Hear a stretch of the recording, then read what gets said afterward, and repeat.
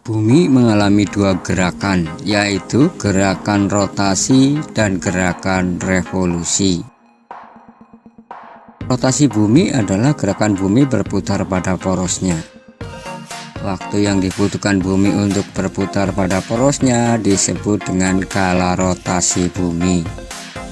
Kala rotasi bumi yaitu 23 jam 56 menit dan 4 detik.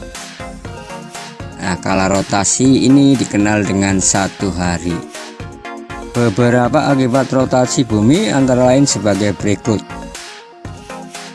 Yang pertama, terjadinya siang dan malam. Pada bagian bumi yang menghadap matahari akan mengalami siang, sedangkan pada bagian bumi yang membelakangi matahari akan mengalami malam hari. Yang kedua, adanya perbedaan waktu di berbagai daerah. Di Indonesia sendiri terdiri dari 3 daerah waktu, yaitu waktu Indonesia bagian barat, waktu Indonesia bagian tengah, dan waktu Indonesia bagian timur. Sedangkan dunia dibagi menjadi 24 wilayah waktu. Akibat yang ketiga adalah gerak semu harian matahari. Gerak semu harian matahari ditunjukkan oleh adanya matahari yang seolah-olah bergerak mengelilingi bumi. Padahal sebenarnya bumi yang bergerak mengelilingi matahari. Akibat yang keempat adalah pembelokan arah arus laut. Arah arus laut berbelok searah perputaran jam pada belahan bumi selatan. Sedangkan pada belahan bumi bagian utara, arah laut bergerak berbelok berlawanan dengan arah putaran jarum jam. Yang kelima, akibat rotasi bumi adalah perbedaan percepatan gravitasi bumi. Bentuk bumi pada kedua kutub adalah tepat dan mengembang di bagian khatulistiwa. Kondisi ini mengakibatkan percepatan gravitasi di daerah kutub yang lebih besar jika dibandingkan dengan di daerah khatulistiwa. Gerakan bumi yang kedua adalah revolusi. Revolusi bumi adalah gerakan bumi mengelilingi matahari sesuai garis edarnya. Waktu yang dibutuhkan bumi untuk mengelilingi matahari disebut kala revolusi. Kala revolusi bumi yaitu 365/4 hari. Biasanya dalam 1 tahun digenapkan menjadi 365 hari. Nah, kemudian sisanya ini dibulatkan atau dikumpulkan dalam 1 tahun yang dikenal dengan tahun kabisat. Sehingga pada tahun kabisat jumlah hari pada bulan Februari adalah 29 hari. Beberapa akibat revolusi bumi antara lain sebagai berikut. Yang pertama, adanya perbedaan lama waktu siang dan malam. Di Indonesia, waktu siang dan malam hampir sama. Hal ini dikarenakan Indonesia terletak di daerah khatulistiwa. Sementara di daerah yang berada dekat dengan kutub, pada musim dingin waktu siang akan lebih singkat dari waktu malam. Kondisi sebaliknya terjadi pada musim panas. Waktu siang akan lebih lama daripada waktu malam. Yang kedua adalah adanya perubahan rasi bintang. Rasi bintang di langit akan terlihat berbeda pada setiap bulannya. Hal ini terjadi akibat revolusi bumi.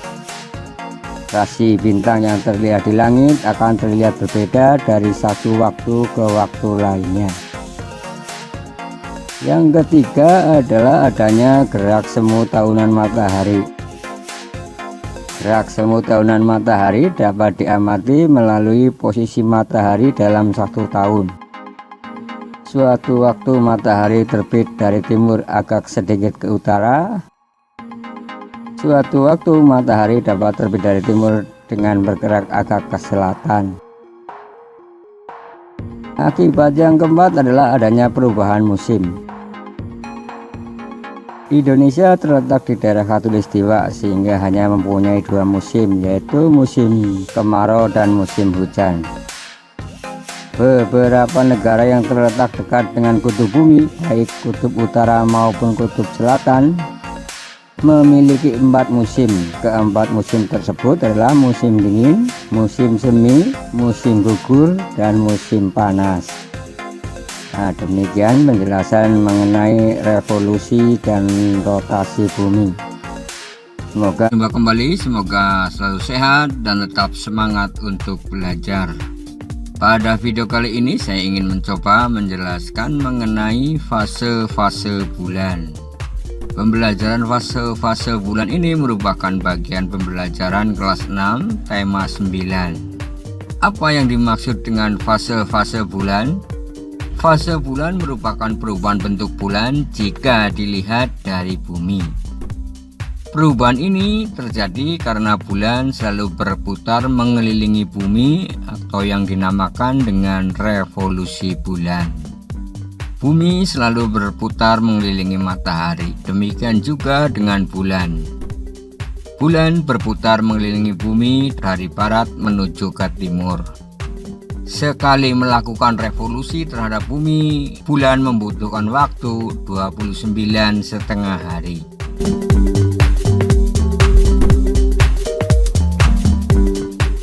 Mengapa bentuk bulan bisa berbeda-beda dan apa saja fase bulan? Bentuk bulan berbeda-beda karena bulan bergerak mengelilingi bumi. Pada saat mengelilingi bumi, maka bagian bulan yang terkena sinar matahari juga akan berbeda-beda. Hal inilah yang menyebabkan bentuk bulan seolah-olah berubah. Secara umum ada 8 fase bulan, yaitu sebagai berikut.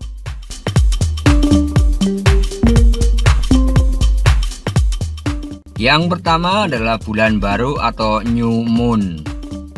Pada fase bulan baru, bulan terletak di antara bumi dan matahari, sehingga sisi bulan yang menghadap ke bumi tidak terlihat karena tidak menerima sinar matahari langsung, sehingga bulan tidak terlihat dari bumi.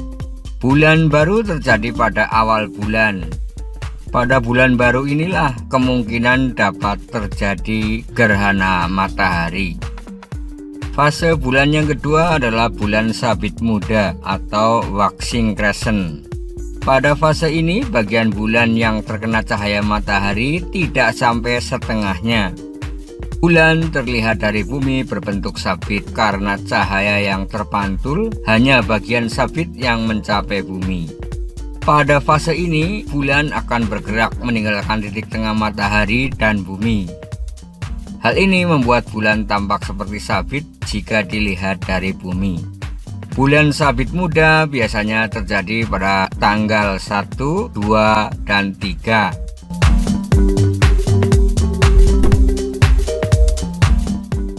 Fase bulan yang ketiga adalah bulan setengah atau bulan paruh awal atau first quarter.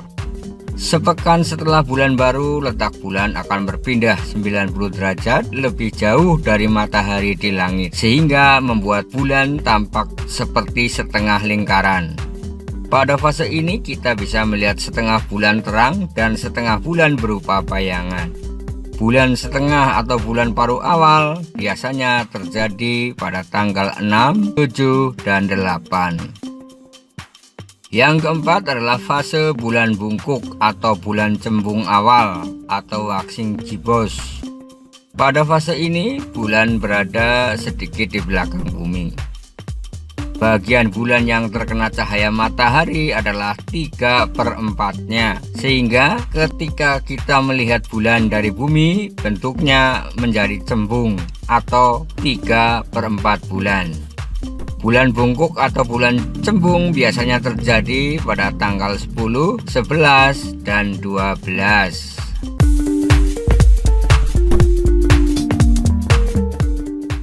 Fase yang kelima adalah bulan purnama atau full moon.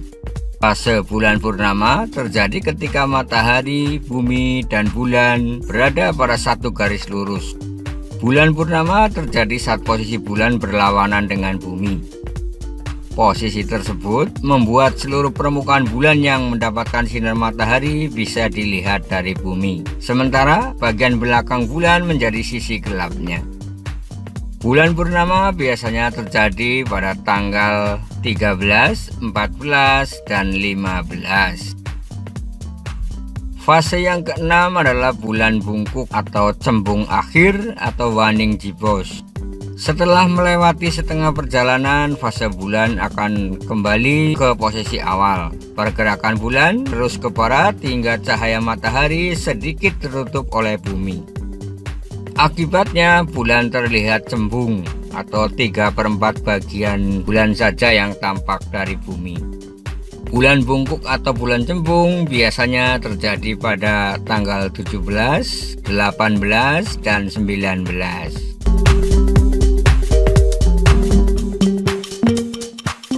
Fase yang ketujuh adalah fase bulan setengah atau bulan paruh akhir atau third quarter. Fase ini pun bulan terlihat setengahnya, sehingga dari bumi bulan terlihat setengah lingkaran. Bulan setengah atau bulan paruh akhir terjadi sekitar tanggal 21, 22, dan 23. Yang kedelapan adalah fase bulan sabit tua atau waning crescent. Pada fase ini bulan akan kembali berbentuk sabit. Saat ini bulan sudah hampir mengitari bumi sebanyak 1 putaran penuh. Mengakhiri fase bulan ini, bulan akhirnya akan kembali ke posisi awal atau menjadi bulan baru lagi, di mana akan berada di depan bumi dan kembali tidak terlihat. Bulan sabit tua biasanya terjadi pada tanggal 27, 28, dan 29.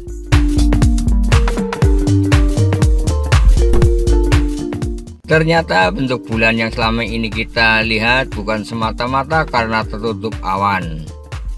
Meskipun di luar angkasa bulan berbentuk bulat, kita dapat melihatnya dengan berbagai macam bentuk karena adanya fase bulan. Selain melakukan revolusi, bulan juga melakukan rotasi. Beberapa peristiwa akibat rotasi dan revolusi bulan antara lain sebagai berikut. Yang pertama adalah terjadinya pasang dan naik air laut. Revolusi bulan terhadap bumi mengakibatkan air laut di bumi yang posisinya menghadap bulan akan tertarik oleh gaya gravitasi bulan, sehingga menimbulkan pasang naik. Sebaliknya, saat air laut di bagian bumi yang tidak menghadap bulan, maka mengalami pasang surut. Yang kedua adalah perubahan jumlah hari pada setiap bulan di kalender Hijriah. Revolusi bulan digunakan sebagai dasar penghitungan kalender Hijriah atau yang disebut juga dengan kalender Komariah. Jumlah hari pada kalender Hijriah adalah 30 dan 29. Maka dalam satu bulan pada kalender Hijriah memiliki lama sekitar 29,5 hari. Hal ini menyebabkan dalam kalender Hijriah ditemukan adanya tahun kabisat. Yang ketiga adalah terjadinya fase bulan seperti yang telah dijelaskan di atas. Pada saat bulan melakukan rotasi dan revolusi, maka hal ini menunjukkan adanya perubahan kenampakan bulan saat melilingi bumi yang dinamakan dengan fase bulan. Yang keempat adalah terjadinya gerhana bulan. Pada peristiwa ini, posisi bulan, matahari, dan bumi terletak pada posisi garis lurus. Posisi bumi berada di antara posisi bulan dan matahari. Gerhana bulan ini juga dapat dikatakan pada saat bulan melakukan revolusi, posisinya berada di belakang bumi, sehingga sinar matahari yang seharusnya diterima oleh bulan terhalang oleh bumi. Dan yang terjadi adalah bulan berada pada bayang-bayang bumi yang memiliki dua macam bayangan, yaitu umbra dan penumbra. Yang kelima adalah terjadinya gerhana matahari. Bulan dapat menyebabkan gerhana matahari.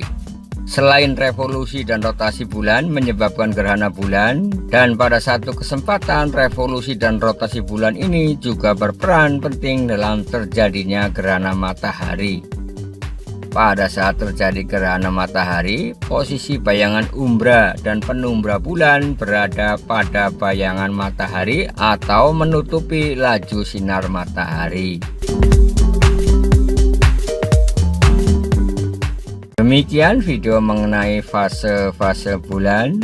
Ke gerhana, apa sih gerhana itu? Gerhana adalah peristiwa tertutupnya suatu objek disebabkan adanya benda atau objek yang melintas di depannya. Nah, objek ini bisa bulan ataupun bumi. Jadi saat bumi tertutup oleh bulan atau bulan tertutup oleh bumi, itu menyebabkan gerhana. Nah, gerhana itu ada dua, yaitu gerhana matahari dan gerhana bulan. Oke, kita langsung bahas. Yang pertama, gerhana matahari. Pengertian dari gerhana matahari yaitu terjadi saat posisi bulan terletak di antara bumi dan matahari sehingga menutup sebagian atau seluruh cahaya matahari. Ini gambaran dari jika terjadinya gerhana matahari. Posisinya yang pertama matahari, kemudian bulan, dan yang ketiga bumi dalam satu bidang garis lurus akan menyebabkan terjadinya gerhana matahari. Nah, di sini terjadi bayangan, ada bayangan umbra dan penumbra. Umbra itu untuk bayangan yang gelap, yang lurus. Sedangkan di sampingnya yang remang-remang gelapnya itu namanya bayangan penumbra.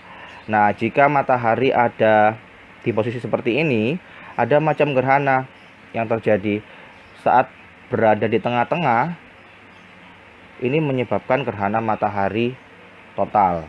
Jika ada di sebelah penumbra dan lain sebagainya, akan ada matahari, gerhana matahari cincin atau gerhana matahari lainnya. Nah, paham ya? Ini posisi saat terjadinya gerhana matahari. Selanjutnya, jenis gerhana matahari ada 3. Yang pertama, tetap ya, posisinya selalu matahari, bulan, kemudian bumi. Yang membedakan yaitu letak posisi buminya. Terletak di penumbra bagian gelap, di umbra bagian gelap, atau di penumbra bagian gelap, atau terbentuk seperti pantulan cahaya seperti ini. Nah, jenis gerhana matahari yang pertama yaitu gerhana matahari total atau disebut juga gerhana matahari sempurna, terjadi jika permukaan bumi tertutupi oleh bayang-bayang umbra bulan. Gerhana ini terjadi hanya di daerah yang terkena umbra atau bayangan dari inti bulan. Jadi jika terjadi posisi seperti ini, bagian bumi yang mengalami gerhana yaitu terletak pada bagian bumi yang tersinari atau tertutupi oleh bayang-bayang umbra, itu mengalami gerhana matahari total. Sedangkan yang kedua, gerhana matahari sebagian, bentuknya seperti ini ya, yang kita lihat secara langsung, terjadi saat permukaan bumi tertutupi penumbra bulan. Waktu berlangsungnya gerhana matahari sebagian ini lebih lama dibandingkan dengan waktu berlangsungnya gerhana matahari total. Hal ini karena penumbra bulan lebih luas dari umbra bulan. Nah, ini jika posisi bumi berada pada penumbra bagian yang remang-remang, bisa di bagian bawah atau di bagian atasnya. Nah, ini yang menyebabkan terjadinya gerhana matahari sebagian. Tetapi jika ada di tengah, bisa menyebabkan gerhana matahari total atau gerhana matahari cincin. Jelas ya. Yang ketiga yaitu gerhana matahari cincin. Bisa kalian lihat bentuknya seperti ini saat kita saksikan sedang terjadinya gerhana matahari. Terjadi saat bulan berada pada titik terjauh dari bumi. Pada kedudukan ini, panjang kerucut umbra tidak cukup menutupi bumi, tetapi perpanjangan umbra bulan yang menutupi bumi. Jadi posisi bulannya, kalau yang ini kan posisi bulannya tepat langsung menutupi bumi. sehingga terjadi gerhana matahari total, matahari tertutup sepenuhnya. Sedangkan gerhana matahari cincin itu posisi bulan sangat jauh dari bumi, sehingga tidak dapat menutup secara sempurna matahari. Nah, alhasil bisa kalian lihat matahari masih terlihat di lingkaran-lingkarannya, sehingga membentuk sebuah cincin yang disebut sebagai gerhana matahari cincin. Jelas ya, 3 macam gerhana matahari. Lanjut kita masuk ke gerhana bulan. Gerhana bulan adalah terjadi saat sebagian atau seluruh penampang bulan tertutup oleh bayangan bumi. Itu terjadi jika bumi berada di antara matahari dan bulan pada satu garis lurus yang sama. Nah, bisa kalian lihat ilustrasi gambaran. Jika yang tadi bulan ada di tengah, itu menyebabkan gerhana matahari. Jika bumi berada di tengah, yang pertama matahari, kemudian bumi, yang ketiga adalah bulan, pada satu garis lurus, akan menyebabkan terjadinya gerhana bulan. Sama seperti tadi, ada bagian penumbra, bagian yang remang-remangnya, dan ada umbra, bagian yang sangat gelap. Nah, macam gerhana bulan ada 3: gerhana penumbra, gerhana parsial, dan gerhana bulan total. Ada 3 macam ya. Yang pertama, gerhana penumbra itu terdapat pada bagian penumbra yang remang-remang. Jika posisi bulan berada pada posisi di sini, itu akan menyebabkan terjadinya gerhana penumbra. Kemudian gerhana parsial atau gerhana bulan sebagian, itu jika posisi bulan ada pada bagian ini yang saya beri tanda. Jadi yang tampak masuk ke dalam umbra itu ini ya, itu hanya separuh bagian bulan, sehingga menyebabkan gerhana bulan parsial atau gerhana bulan sebagian saja. Kemudian gerhana bulan total, yaitu jika terletak di tengah-tengah penumbra, berada satu garis lurus. Nah, ini menyebabkan gerhana bulan total. Jadi itu tadi 3 macam gerhana: penumbra, parsial atau sebagian, dan gerhana bulan total. Jelas ya semuanya?